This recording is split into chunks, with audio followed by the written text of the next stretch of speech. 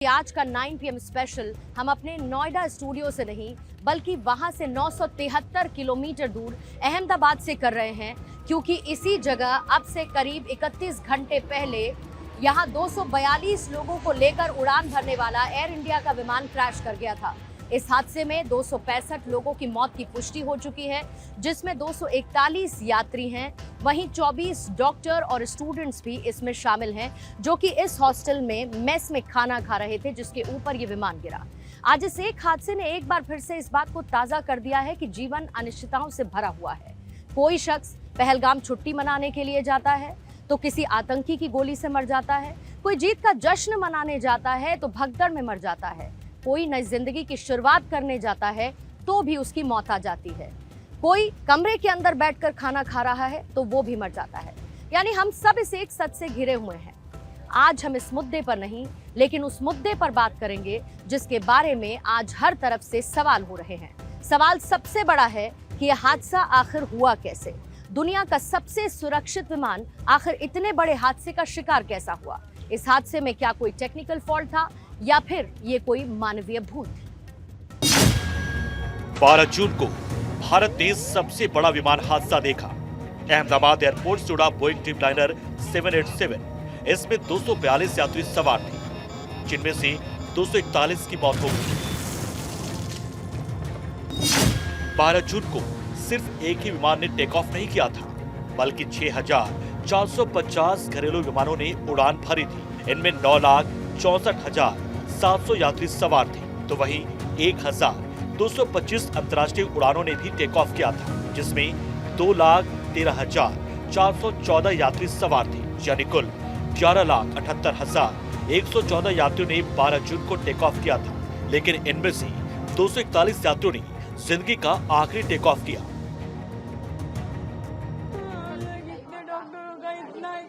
इतना कुछ किया है आज हमारे लिए, इतना करो कि बस मेरे भतीजे और मेरे मम्मी को मिला दो।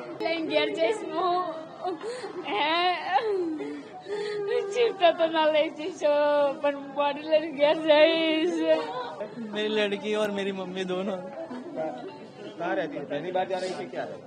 हम लोग वही मेस में ही काम करते हैं। अच्छा, खाना बनाने का हम टिफिन सर्विस का करते हैं। जो कल प्लेन क्रैश हुआ इसमें जिनकी डेथ हुई वो मेरी भाभी है। नहीं, ये तो अभी कुछ पता नहीं है कैसे हुआ टेक्निकल, अभी तो वो उसके लिए कमेटी बनाई है, वो जो डिसीजन देगी उसके बाद ही पता चलेगा कि उसमें क्या प्रॉब्लम था, किस लिए क्रैश हुआ। अहमदाबाद में एयर इंडिया का बोइंग 787 ड्रीमलाइनर प्लेन क्रैश हुआ है।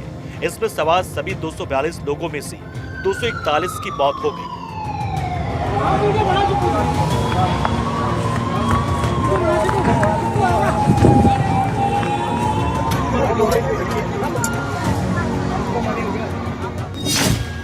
एयर इंडिया की उड़ान संख्या AI-171 अहमदाबाद से लंदन जा रही थी।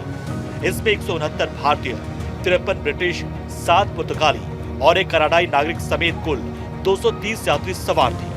बाकी 12 क्रू मेंबर्स थे और इनमें से एक शख्स को छोड़कर बाकी सभी लोगों की मौत हो चुकी है।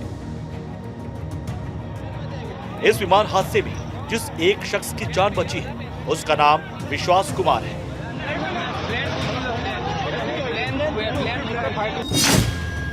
विश्वास कुमार इस प्लेन के सीट नंबर 11A पर बैठे थे, जहां इनके बिल्कुल पास ही इमरजेंसी गेट लगा हुआ था।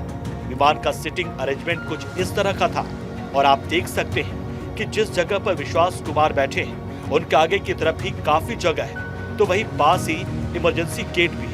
ऐसे में पहले ये कयास लगाए गए कि विश्वास कुमार ने इमरजेंसी गेट से छलांग लगाई होगी, लेकिन बाद में विश्वास कुमार ने जो बताया है वो भी आपको जरूर सुनना चाहिए। वहीं इस हादसे में गुजरात के पूर्व मुख्यमंत्री विजय रूपाणी का भी निधन हुआ है।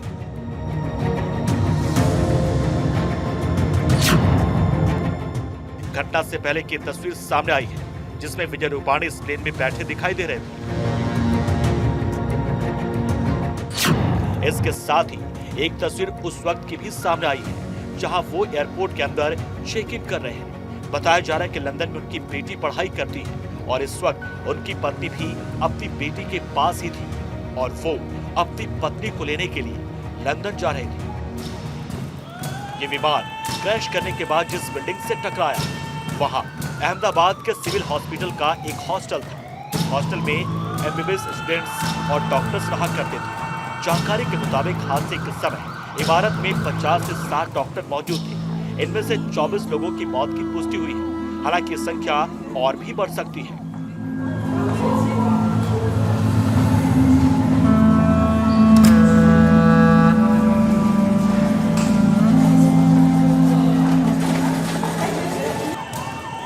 इस हादसे की जगह से मिले ज्यादातर शव इतनी बुरी तरह झुलस चुके हैं कि उनकी पहचान करने में बेहद मुश्किलें सामने आ रही हैं। उनकी पहचान डीएनए टेस्ट के बाद ही संभव हो सकेगी।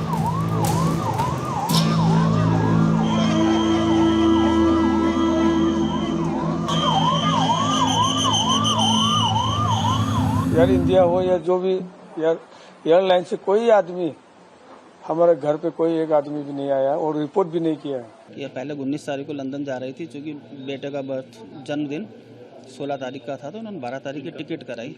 हाँ, इनके पति का जन्मदिन 16 तारीख का है। रॉबी हो रहा। खाना खाने के लिए ये गए थे लोग, तो उसमें खाना खाने के बाद खाना खा जो बता रहा था उसका दोस्त के खाना तो खा लिया था, बस पानी पी के हाथ धो के वो जल्दी निकल गया। ये तो वही घटना हो गई थी। इन्वेस्टिगेशन होना चाहिए, फैक्ट बाहर आना चाहिए कैसे हो रहा है ऐसा। काफ़ी लोग निर्दोष इसमें सवार हो गए। आपके कौन थे यहाँ? मेरे पेरेंट्स थे, मेरे फादर मदर थे, काफ़ी लोग हैं और भी सारे लोग आए हमारे साथ। क्या इंसान की कोई जान की कीमत नहीं है? हमने टिकट दे के पैसा दे के बैठे थे, तो ये एयर इंडिया की जिम्मेदारी बनती है। एयर इंडिया उन लोगों पे एक्शन लेना चाहिए जो ये फ्लाइट के पूरे जिम्मेदार लोग थे। ये फ्लाइट को छोड़ा कैसा गया? इस विमान में कैप्टन सुमित सबरवाल थे। उनके साथ फर्स्ट ऑफिसर क्लाइव कुंदर भी मौजूद थे। कैप्टन सुमित सबरवाल एक एलटीसी थे। उनके पास 8,200 घंटे की उड़ान का अनुभव था। को पायलट के पास 1100 घंटे की उड़ान का अनुभव था। यह एलटीसी का मतलब है लाइन ट्रेनिंग कैप्टन। ये अनुभवी पायलट होते हैं जो दूसरे पायलटों को ट्रेनिंग देते हैं।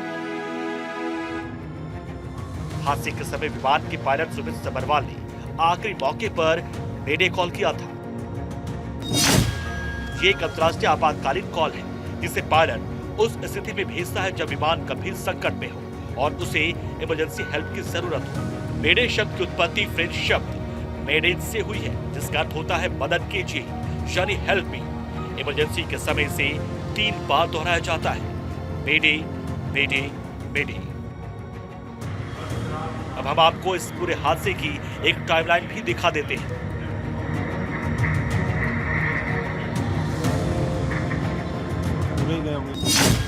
दोपहर 1:10 पर फ्लाइट AI 171 के लिए बोर्डिंग शुरू हुई। विमान में 230 यात्री और 2 पायलट समेत 12 क्रू मेंबर्स थे।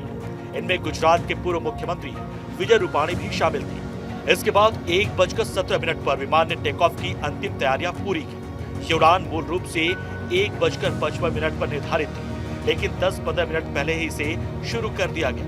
दोपहर 1:30 पर विमान रनवे 23 के बीच में था। टेक ऑफ की प्रक्रिया शुरू करने के लिए तैयार था।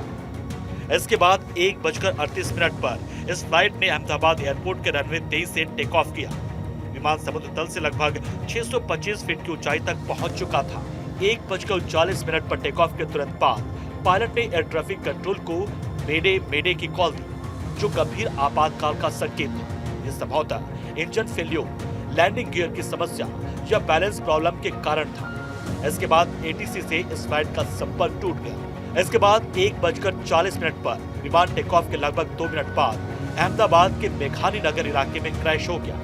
अभी तक की रिपोर्ट्स जो सामने आई है उसके मुताबिक विमान ने एयरपोर्ट की दीवार, एक पेड़ और पास के रेजिडेंट डॉक्टर्स हॉस्टल में टक्कर मारी, जिससे असंतुलित होकर रिहायशी इलाके में गिर गया। क्रैश के बाद विमान में भीषण आग लग गई और आसमान में काले धुएं का गुब्बार दिखाई देने लगा।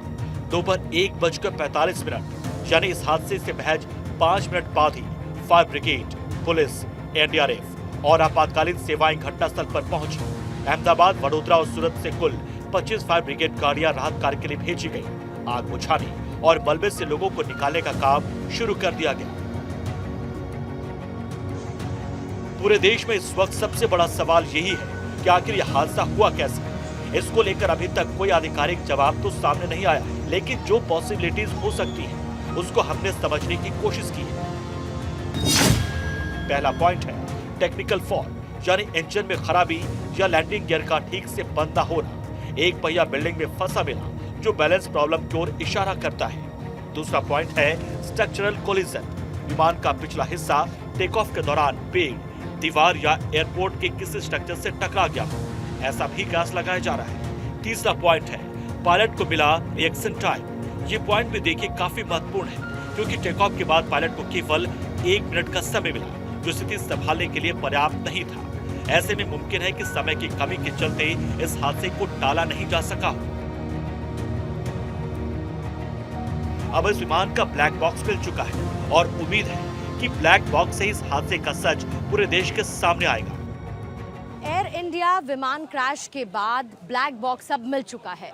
अब ये साफ हो सकेगा कि बोइंग कंपनी का ये ड्रीम लाइनर आखिर क्रैश क्यों हुआ था। इस दुर्घटना के बाद कितने लोगों की मौत हुई। ब्लैक बॉक्स दरअसल एक खास तरीके का डिवाइस होता है जिसका रंग नारंगी यानी कि ऑरेंज होता है, ताकि हादसे के बाद इसे आसानी से ढूंढा जा सके। इसे हवाई जहाज में फिट किया जाता है। इसका काम फ्लाइट से जुड़ी हुई हर एक जानकारी को रिकॉर्ड करना होता है। कमर्शियल विमान में 2 ऐसे रिकॉर्डर होते हैं जो कि मजबूत केसिंग में बंद होते हैं। ये केसिंग विस्फोट, आग, पानी के दबाव और तेज गति से होने वाली दुर्घटना का सामना करने में सक्षम होते हैं। यानी कि ब्लैक बॉक्स पर इन चीजों का कोई असर नहीं पड़ता है और इसीलिए रिकॉर्डेड डेटा सुरक्षित रहता है। ब्लैक बॉक्स के 2 इंपॉर्टेंट हिस्से हैं, जिसमें FTR और साथ ही कॉकपिट वॉइस रिकॉर्डर यानी कि CVR। इन दोनों हिस्सों को मिलाकर ब्लैक बॉक्स तैयार किया जाता है। फ्लाइट डेटा रिकॉर्डर इंजन की परफॉर्मेंस को तय करता है, सिस्टम के बारे में डेटा रखता है, साथ ही जो ऊंचाई गति वाले और साथ ही थ्रस्ट जैसे जो टेक्निकल पहलू होते हैं उसकी भी जानकारी इसी से मिलती है और इसीलिए ब्लैक बॉक्स बहुत महत्वपूर्ण माना जाता है। अब ब्लैक बॉक्स मिल चुका है जिससे पता चलेगा कि आखिर ये विमान हादसा क्यों हुआ। इस हादसे का शिकार होने वाला एयर इंडिया का ये विमान इतना हाईटेक टेक्नोलॉजी और सेफ्टी फीचर वाला था कि पूरी दुनिया में पहली बार ये विमान किसी बड़े हादसे का शिकार हुआ है। एयर इंडिया के इस विमान का मॉडल है बोइंग ड्रीमलाइनर 7878, जिसे साल 2011 से दुनिया भर के एयरलाइंस में इस्तेमाल किया जा रहा है। ये विमान हाईटेक सेफ्टी फीचर से लैस है और इससे पहले कभी क्रैश नहीं हुआ था। बोइंग ड्रीमलाइनर विमान सबसे सुरक्षित माना जाता है। बोइंग कंपनी के मुताबिक मई 2025 तक उसे 787 ड्रीमलाइनर के दुनिया भर से 2137 ऑर्डर मिल चुके हैं, जिसमें से अभी तक 1189 विमानों की डिलीवरी भी की जा चुकी है। आज से पहले तक इनमें से किसी भी विमान के क्रैश होने या बड़े हादसे का शिकार बनने की कोई घटना नहीं हुई थी। इस विमान की उम्र करीब 50 साल की बताई जाती है और जिस विमान में हादसा हुआ है सिर्फ 11-12 साल पुराना विमान ही था। यानी सवाल यहाँ विमान पर नहीं बल्कि उस परिस्थिति पर है जहाँ स्थिति इतनी खराब हो जाती है कि 1 मिनट से भी कम समय में एक इतना सुरक्षित विमान भी 241 यात्रियों के साथ अपनी जिंदगी का आखिरी टेक ऑफ करते हुए मौत के आगोश में लैंड करता है। Bureau report, Bharat 24। दुनिया के सबसे बड़े विमान हादसों में से एक हादसा हमारे देश में हुआ है। मुमकिन है कि अब हम अपनी विमानन सेवा को और ज्यादा मजबूत करें और ज्यादा सख्ती दिखाएं। आज जब यह हादसा घटा तो प्रधानमंत्री नरेंद्र मोदी अहमदाबाद पहुंचे, इस घटना स्थल का दौरा किया, अस्पताल पहुंचे जहां पर घायलों का हालचाल जाना, हर एक संभव मदद का आश्वासन दिया गया। एक तरफ जहां पर इतने लोगों की मौत हुई तो देश का मुखिया आज यहां पर मौजूद था। गुजरात के पूर्व मुख्यमंत्री विजय रूपाणी के निधन के बाद आज उनके परिवार वालों से मिलकर प्रधानमंत्री ने उन्हें ढांढस बंधाया, उन्हें सांत्वना भी दी। लेकिन इसके बाद भी सवाल ये है कि आखिर ये हादसा हुआ कैसे। यह हादसा निश्चित तौर पर किसी भी देश के मुखिया को पीड़ा देने वाला था और आज प्रधानमंत्री की आंखों में वो साफ तौर पर देखा भी जा सकता था।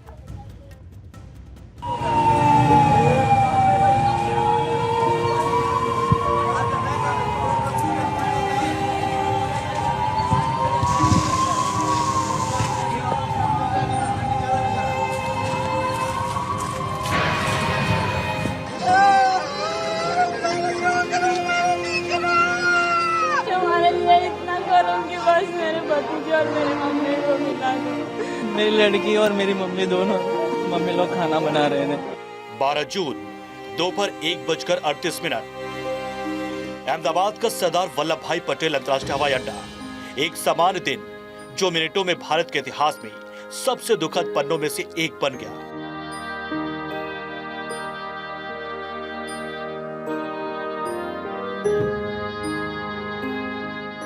एयर इंडिया की फ्लाइट AI-171 जो लंदन के लिए उड़ान भर रही थी, टेक ऑफ के 33 सेकंड बाद मेघारी नगर के एक मेडिकल कॉलेज हॉस्टल से टकराकर आग के गोले में बदल गई।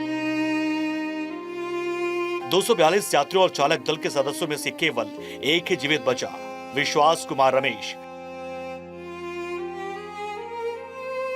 इस त्रासदी ने न केवल भारत बल्कि पूरी दुनिया को झकझोर कर रख दिया।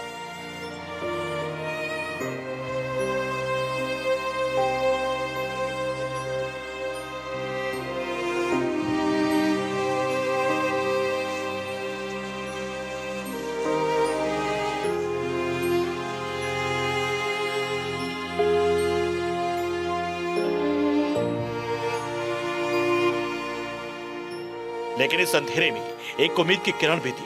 वो थी मानवता की भावना, वो थी नेतृत्व की संवेदनशीलता। 13 जून की सुबह जब सूरज धीरे धीरे अहमदाबाद के आकाश में उभर रहा था, प्रधानमंत्री नरेंद्र मोदी घटनास्थल पर पहुंचे। उनके कदम भारी थे, चेहरा गमगीन।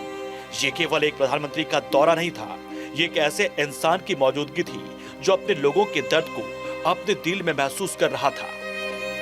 प्रधानमंत्री नरेंद्र मोदी आज अहमदाबाद पहुंचे, उस शहर में जहां पर सबसे बड़ा विमान हादसा देखने को मिला है। यहां पर उनका पहुंचना सिर्फ एक संवेदना नहीं बल्कि राष्ट्रीय संकल्प का हिस्सा है कि इस हादसे की हर एक परत खोली जाएगी, हर सवाल का जवाब मिलेगा। मोदी यहां से सिविल अस्पताल पहुंचे, वहां पर घायलों से उनका हालचाल जाना, रेस्क्यू से जुड़े हुए ऑपरेशन की पूरी जानकारी भी ली। ऐसे कई परिवार हैं जो अपनों को खो चुके हैं, लेकिन देश का सबसे ऊंचा नेतृत्व जमीन पर मौजूद था, ये बताने के लिए कि ये सरकार जिम्मेदार है और प्रधानमंत्री मोदी ने अपने गृह क्षेत्र पहुंचकर इस जिम्मेदारी को बखूबी निभाया है। प्रधानमंत्री ने मलबे को देखा, जहां कभी सपने उड़ान भरने वाले थे, वहां केवल टूटे हुए टुकड़े और बिखरे हुए जीवन बचे थे। उन्होंने NDRF और स्थानीय अधिकारियों से बात की, राहत कार्यों का जायजा लिया, लेकिन उनका दिल उन लोगों के साथ था जिन्होंने अपनों को खोया था। उनकी हर भंगिमा, हर नजर ये बता रही थी कि ये दुख केवल अहमदाबाद का नहीं, पूरे देश का है।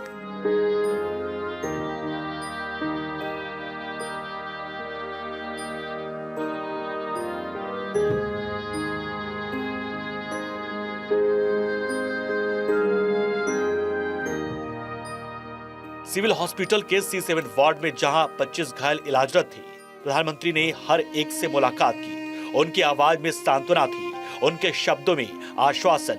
लेकिन सबसे मार्मिक क्षण तब आया जब वो एकमात्र जीवित बचे यात्री विश्वास कुमार रमेश से मिले। विश्वास जो सीट 11A पर बैठे थे और जिन्होंने इमरजेंसी एग्जिट से बाहर निकलकर अपनी जिंदगी बचाई थी। लेकिन उनके भाई अजय जो उसी विमान में थे, इस दुनिया में नहीं रहे। मैं नहीं जानता कि मैं कैसे बच गया, विश्वास ने कहा। उनकी आवाज में दर्द और अविश्वास था। प्रधानमंत्री चुपचाप सुनते रहे, उनकी आंखों में नमी थी, चेहरा गंभीर। वो जानते थे कि कोई शब्द इस दुख को कम नहीं कर सकता। फिर भी उन्होंने विश्वास को आश्वासन दिया, हम आपके साथ हैं, पूरा देश आपके साथ है। ये पल केवल एक नेता और एक नागरिक के बीच का नहीं था, ये एक इंसान का दूसरे इंसान के प्रति करुणा का प्रतीक था।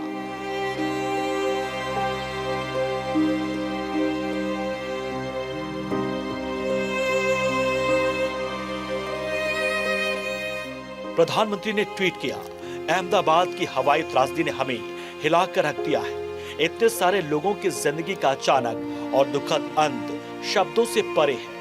शोक संतप्त परिवारों के प्रति मेरी संवेदनाएं, हम उनके दर्द को समझते हैं और ये कमी वर्षों तक महसूस होगी। ओम शांति। जांच शुरू हो चुकी है। ब्लैक बॉक्स जो बीजे मेडिकल कॉलेज के हॉस्टल की छत से बरामद हुआ, अब इस त्रासदी के रहस्यों को खोलेगा। लेकिन सच्चाई जो भी हो, ये उन 241 लोगों को वापस नहीं ला सकती, जिनमें गुजरात के पूर्व मुख्यमंत्री विजय रूपाणी और कई मेडिकल छात्र शामिल थे। इस हादसे ने न केवल भारत बल्कि ब्रिटेन, पुर्तगाल और कनाडा के लोगों को भी प्रभावित किया। मैं ऑफिस में ही था सर, ऑफिस में था और 1:40 पे ये एकदम से धमाका सुना और वो ये हुआ, तो फिर हम सब बाहर आए, देखे तो आग की लपटें थी और फिर हम फायर एग्जिट से हम दूर हो गए, हम पीछे में कैंपस में चले गए और दूर से देखते तो आग वो पूरा वो धुआं सा हो गया और इतना आग तो कभी देखा नहीं सर, जिंदगी में नहीं देखा। डीजीसीए की तरफ से एक बहुत बड़ा फैसला लिया गया है और बोइंग के सभी ड्रीम लाइनर विमान की अब उनके पूरे बेड़े की एक सघन जांच की जाएगी। ये फैसला डीजीसीए ने एयर इंडिया के विमान हादसे के बाद फौरी तौर पर ले लिया है। ये त्रासदी केवल एक हादसा नहीं थी, ये उन सपनों का अंत था जो उस विमान में सवार थे। लेकिन इस दुख में राष्ट्र एकजुट हुआ। प्रधानमंत्री की संवेदना, उनकी मौजूदगी और उनका दर्द इस बात का सबूत है कि भारत अपने लोगों के साथ हर कदम पर खड़ा है। विश्वास कुमार रमेश की कहानी हमें सिखाती है जीवन अनमोल है और इस अनमोल जीवन को बचाने के लिए हमें एक दूसरे का सहारा बनना होगा। अहमदाबाद का यह हादसा हमें हमेशा याद रहेगा, न केवल एक दुखद घटना के रूप में बल्कि उस मानवता और एकजुटता के प्रतीक के रूप में जो इस दुख की घड़ी में सामने आई।